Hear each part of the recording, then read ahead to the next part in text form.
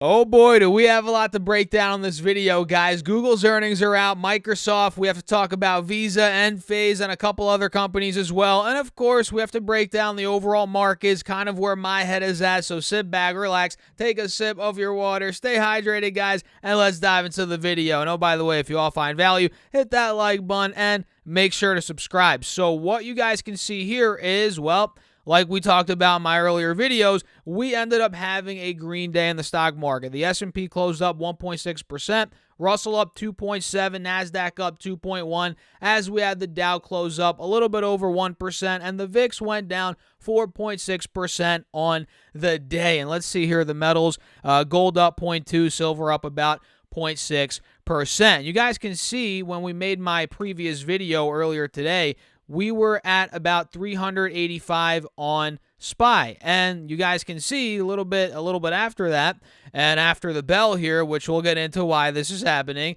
this ended up falling, especially after the bell. SPY went from 385 at 3:30 p.m. on the East Coast down to about 382 at the low here in the aftermarket, which was a drop of about 0.75%, and we saw triple Q right before close at about, let's see here, 284, and now it's at 280. It is right at a big level of support. It's down 1.4% from where it was right before the close today, and that has a lot to do with Alphabet and some of these other companies, but mainly Alphabet, which we'll talk about here in a couple of minutes. So what are we noticing on the 4-hour, guys? Let's go back to SPY very quickly, and we'll talk about, of course, triple Q as well. What we're noticing is the inverse head and shoulders is still intact, right? We're above the moving averages. We're still above the highs from earlier this month of October on SPY. We close above those highs as well, right around 380, so that's a good sign.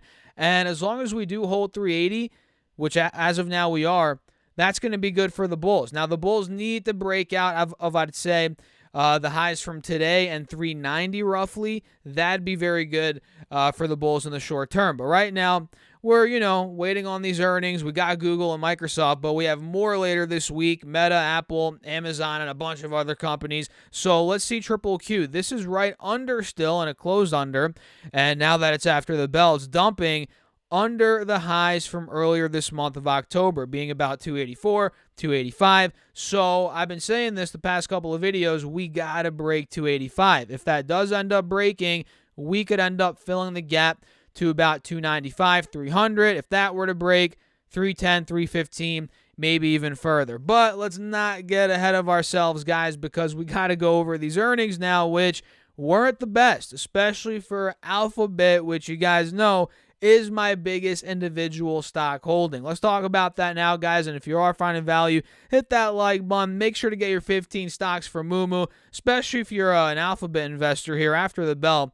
It is down, so go get your 15 stocks for Moomoo, each of those up to $2,000 with at least $100 deposited, guys, and your 12 stocks from Webull with any amount deposited. All of those are linked down below. So Google right now, well, not now, but it closed where it was at close. It was at $105, and it actually went up 2% on the day. And let me clear the drawing set quickly and zoom in a little bit here. Google was at a little over $105 right before the close. You guys can see that here. And now it is pushing $98. In other words, it is down a whopping almost 7% from that recent high, which was just hit about an hour and a half prior to me filming this video. So Google, it's a big company, massive company. I think it was $1.3 trillion right around there before the earnings report. If it fluctuates 7%, guys, we're talking about billions of dollars. This is no joke. So why are they falling? Well,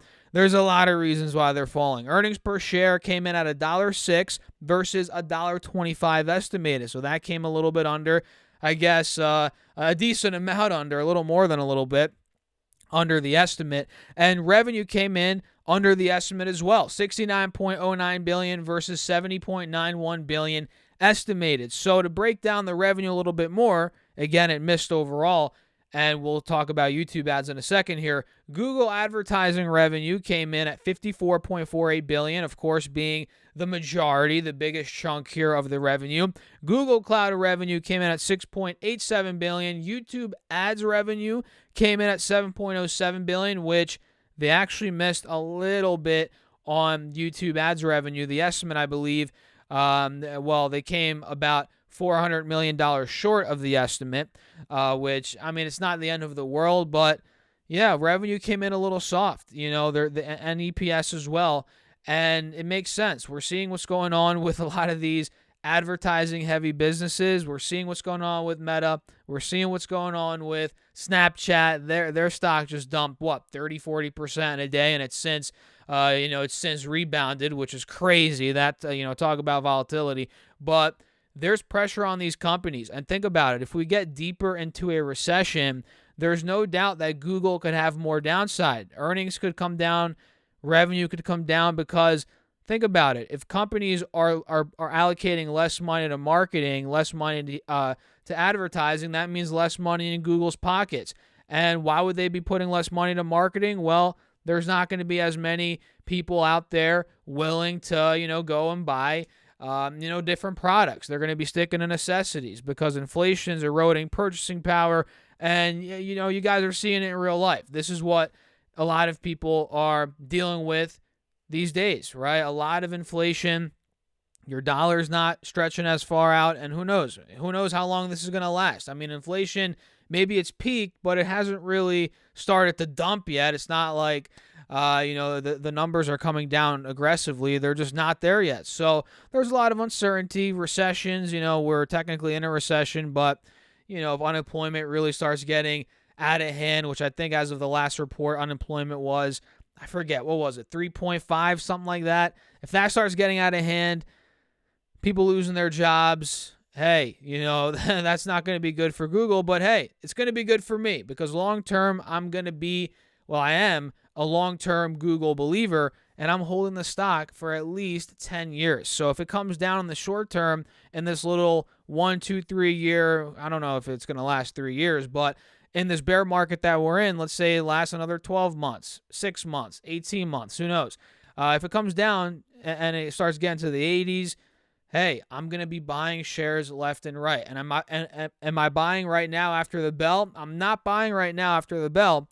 But if it does take the highs or the lows out rather from a couple days ago, about 2 weeks ago almost, 94, 95, if we start getting to the low 90s, high 80s, that's where I'm going to be buying more shares of Google here. So, yeah, not the best report by any stretch of the imagination, guys. And, that's just the reality of what we're, the times we're living in right now. A lot of companies are struggling, and there's a couple that did pretty well today that we're going to talk about later in the video, so make sure you guys stick on throughout this entire video. But Alphabet did not do well at all, but for me, again, full disclosure, I'm holding for at least 10 years, and I don't really care what happens in the short term. Really, I do not care what happens in the short term. I'm just going to be buying if it gets the prices that I like. So that's my take, guys. What do you think? Let me know your thoughts in the comments. Now let's talk about Microsoft, which actually, even though the stock is down, it's down about $5 after the bell. They did not do that bad. EPS came in at $2.35, which beat the estimate of $2.32. Estimated revenue came in at $50.1 billion versus $49.84 billion estimated. I'm not sure what the year-over-year numbers are for that, but overall, they beat on EPS and revenue. And let me see if I could pull up live news and see exactly how much revenue came from the different segments. We can see here product revenue, $15.74 billion. Productivity and business processes revenue, $16.47 billion. Service and other revenue, $34.38 billion. Where's the cloud? Intelligent Cloud Operating Income. Where's Azure? Let's see here. Oh, there it is.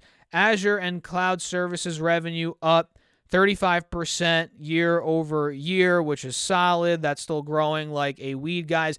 And it looks like cloud revenue was roughly $20.33 billion. So they're doing well. Of course, cloud is growing, and I'm interested to see how Amazon's going to do, what AWS is going to be looking like. But yeah, this is down, even though they did decent on EPS and revenue, although I don't know what the year-over-year numbers are. I didn't take that, or I didn't write those down here in my notes. Sorry about that, guys. But yeah, the stock's down. And we can see here we're right by the 50 SMA on this 1-hour chart, and we're actually right by the highs here from last week, it seems like. So maybe buyers come in. Maybe we can get a little $5-7 pop back to the highs from right before the close. What do you guys think? Microsoft, I don't personally own it. I used to own it, sold out of it probably 3 years ago. Bought some other stocks, but I don't own it now. What do you guys think, though? Do you own it? Let me know your thoughts in the comments. Not that bad. They double beat, unlike Google, which, again, double missed. Now, let's switch gears a little bit and talk about Visa, because we had Visa report as well, Chipotle, Enphase, Spotify, 3M. We got some more to talk about here. So Visa ended up going up about 2% on the day, closed at $195, and now after the bell, guys, it almost touched $200. It hit $199. Now it's at $156 or $96 rather. It is up almost 1% here after the bell. So Visa missed on EPS. They did $1.93 versus $1.97 estimated on revenue of $7.8 billion versus $7.57 billion estimated. So they beat revenue, missed EPS. And wait a second, does MasterCard, are they on Thursday? Let me just look here, guys. They're probably on Thursday. I'm pretty positive. Let's double check, though. Yes, they are on Thursday. Never mind. For some reason, I don't know. Anyway, Visa. Visa, again, revenue beat, missed on EPS.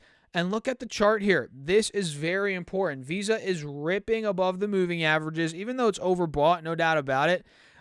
It's breaking out fully. And the fact that, forget the moving averages, the fact that it broke out of 190, that was support in March, in May, in June. The fact that we got out of that point, obviously we broke under it in early, October, late September. The fact that we broke above it as it was resistance is great for the bulls. Great sign. Now, again, it is overbought. Let's see if it comes down a little bit. Maybe it cools off, consolidates in the low mid 190s. And if so, this could end up being a decent play in the short term. So watch out for Visa, and the fact that they didn't do that bad. Let's see what MasterCard's doing after the bell here. They're probably up a little bit, or maybe not. Let me see. Yeah, it's up a little bit, it looks like, right?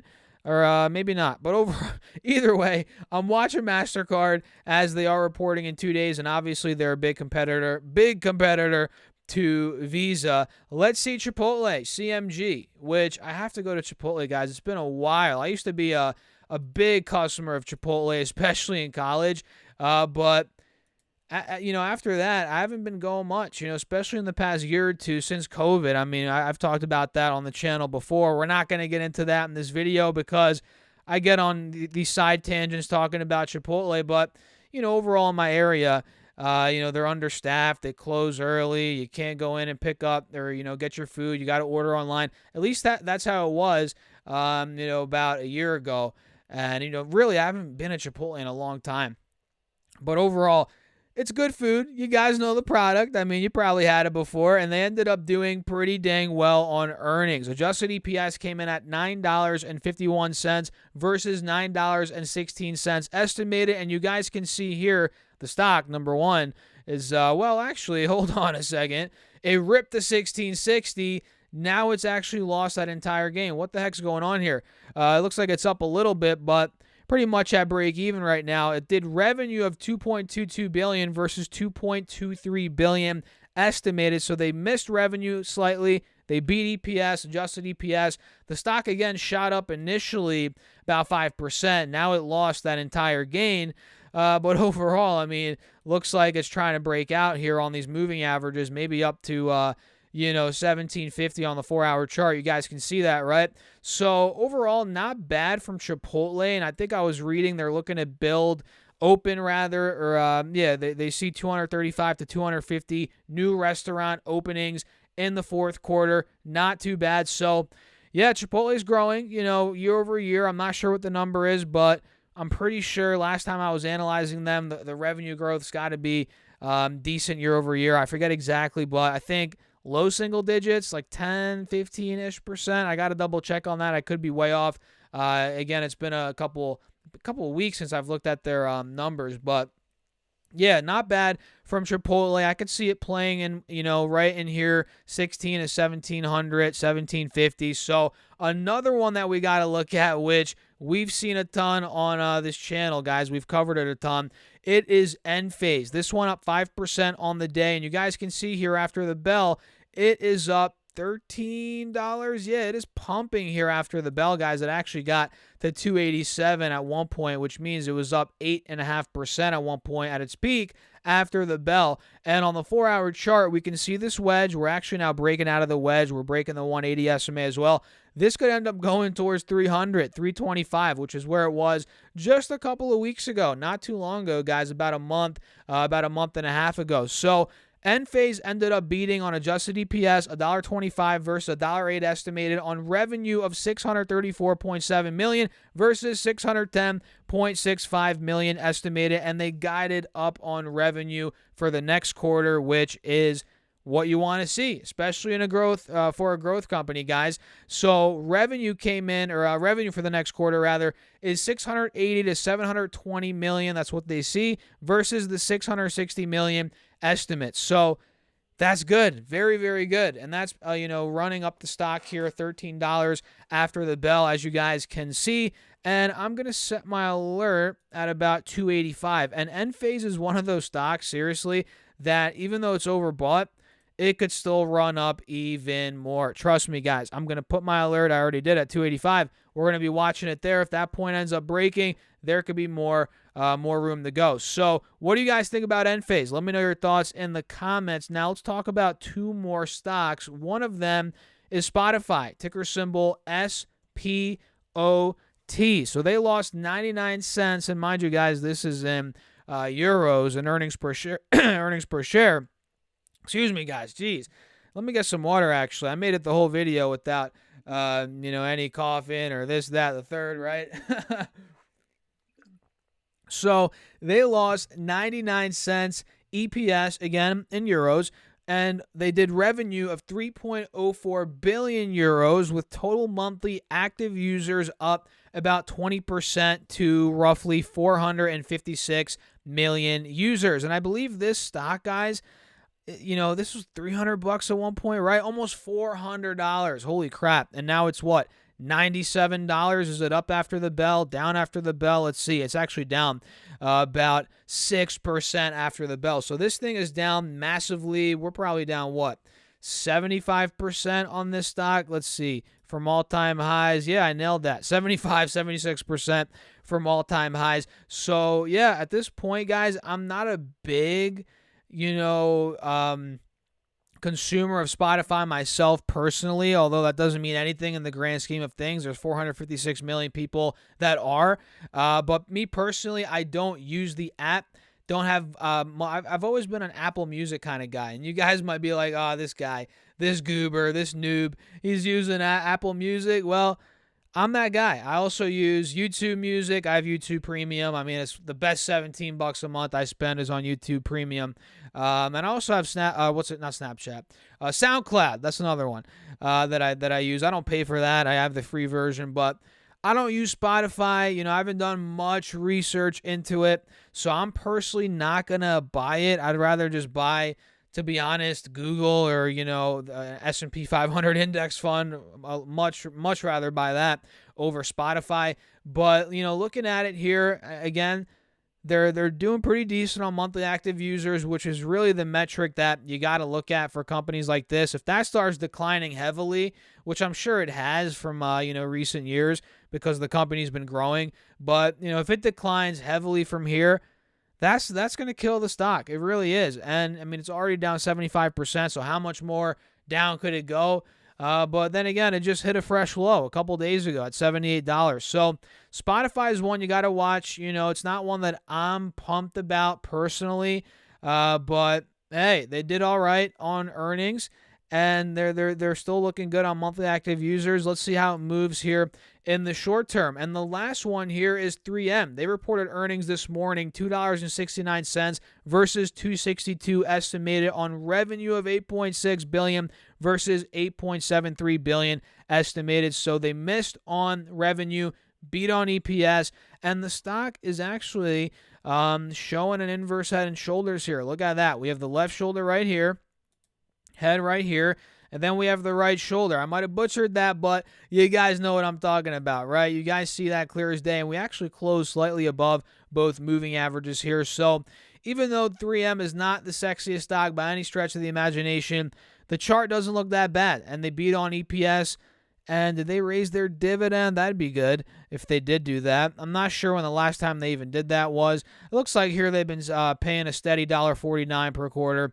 But overall, this is a dividend company, guys, not the the most flashy of companies out there, but they did beat on EPS. They slightly missed on revenue, but the stock went up a little bit on the day here, and we have that inverse head and shoulder. So watch out for it. I'm going to set my alert at, let's put it at 120. We'll see what it does from that point. And with that being said, guys, hope you all enjoyed this video. Let me know your thoughts in the comments on how you're doing with these stocks. Do you own any of them? And if you haven't gotten your free stocks for Moomoo yet, use that link down below or go to stocksurfest.com/Moomoo. Deposit at least $100, and you could get up to 15 stocks, each up to $2,000. And you could also get 12 stocks from Webull with any amount deposited. Don't forget to also check out my Patreon. All of those are linked down below. And with that being said, cheers, guys. I will catch you in the next video.